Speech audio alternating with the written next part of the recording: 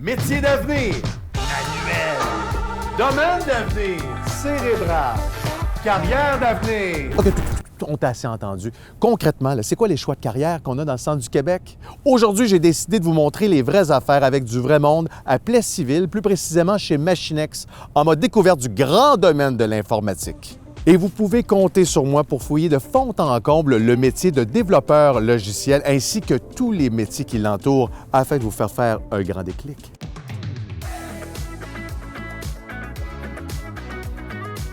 En compagnie de Sébastien Gagnon, ici chez Machinex, il est responsable du développement logiciel. Oui. Salut. Salut, enchanté. Et qu'est-ce que vous faites exactement ici chez Machinex? Chez Machinex, c'est vraiment des centres de tri de matières recyclables. On fait vraiment du clé en main. Fait que tout sauf la bâtisse, finalement. Là, tout ce qui va dans la bâtisse, c'est nous autres qui le construit. Et c'est quoi ça, être responsable du développement logiciel? On a des équipements de haute technologie qu'on fait. Il fut une époque, c'était vraiment des moteurs, du mécanique, des contacteurs.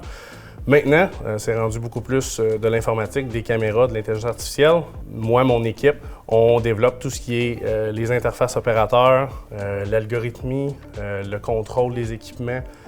On code tout ça, on teste tout ça, on implante ça dans les machines. On a aussi une petite équipe d'assurance qualité qui s'assure de faire planter le plus possible les logiciels avant Okay, qu'on les envoie sur site. Fait que nous autres, on s'occupe de vraiment toute cette portion-là. Là.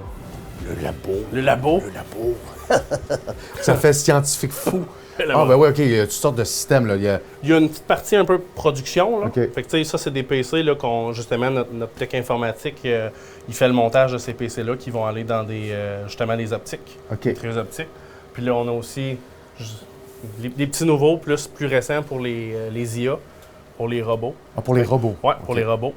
Donc ça, c'est destiné à des commandes de compagnies qui ont besoin d'un système qui va aider à la production de ces endroits-là. Et vous pensez à ça? Oui, tout le monde est ce qu'on appelle full stack dans le domaine, que c'est vraiment, autant ils vont faire la logique en dessous, mais aussi l'interface utilisateur, le lien entre tout ça, réfléchir à des maquettes. Donc, ça, souvent, les développeurs, c'est ce qu'ils aiment faire. Ils aiment concevoir, ils aiment penser, ils aiment se casser la tête. Fait qu'au moins, ici, tout le monde peut le faire. Ça, c'est un panneau de contrôle pour une trieuse optique. Fait que justement, tantôt, on regardait les PC dans le laboratoire. Bien justement, là, on en a un, puis on voit ce avec quoi le panneau interagit. Fait que quand même deux, trois choses avec lesquelles on interagit. Là, fait que vraiment, tout le contrôle des sorties pour le barreau d'éjection, toutes les entrées, sorties pour les boutons de commande, les lumières, les témoins lumineux. Puis tout ça, évidemment, là, justement, là, on a les disjoncteurs pour être capable de dépanner efficacement Chaque tout le petit système. fil sert à quelque chose. Supposé. Ça, c'est l'équivalent de notre cerveau. Ben, peut-être pas le mien, mais le tien, peut-être. Parle-nous d'un projet auquel tu as participé ici chez Machinex, là, ou dans ta carrière en général, là, puis pour telle raison, là, je suis vraiment fier. C'est sûr qu'on a fait au fil des années plusieurs gros projets. On développait justement un logiciel, ça s'appelle un SCADA. En gros, c'est un logiciel qui permet de voir en temps réel l'état de l'usine, qu'est-ce qui va pas. Puis après ça, de sortir des rapports pour que les superviseurs soient capables d'améliorer les choses, finalement. De voir, hey, ce convoyeur-là, il tombe toujours en panne à tous les vendredis soirs. Y a-t-il quelque chose qui pourrait expliquer ça? Mais tu sais, j'avais eu le projet vraiment de faire ça. Fait qu'au début, c'était vraiment une époque où est-ce que c'est ça? C'est, ben écoute, tu fais la conception, tu réfléchis à tes choses, tu te planifies. On fait le code, c'est toi qui débugs, tu testes tout, puis tu t'en vas chez le client, l'installer puis le faire fonctionner. Ah, okay. J'ai fait des erreurs, j'ai appris des choses, ça a été très, très formateur, vraiment. Mais ça a été malgré tout un projet que j'ai quand même vraiment aimé faire beaucoup dans mes premières années.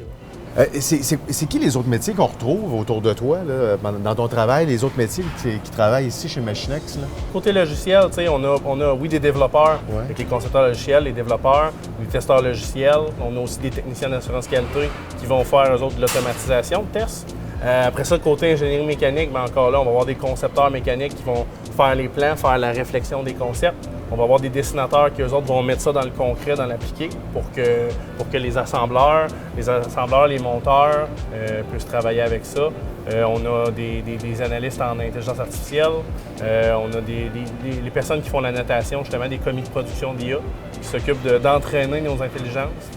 Sébastien, ça, c'est ton équipe d'assurance qualité. Oui. Alors, c'est eux autres dont tu parlais, qu'ils doivent faire planter les systèmes pour les tester. Exactement. Il OK. faut qu'ils fassent fâcher le plus possible les développeurs.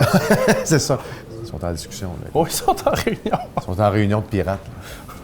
Sébastien Gagnon, merci infiniment de ce tour incroyable des lieux. Et si vous êtes intéressé au domaine de l'informatique et à tous ces métiers-là de l'intelligence artificielle, rendez-vous sur granddéclic.ca. Si ça ne te dérange pas, Sébastien, je vais errer encore. Tellement de choses à découvrir. Ça va être inoffensif, ça. Oh.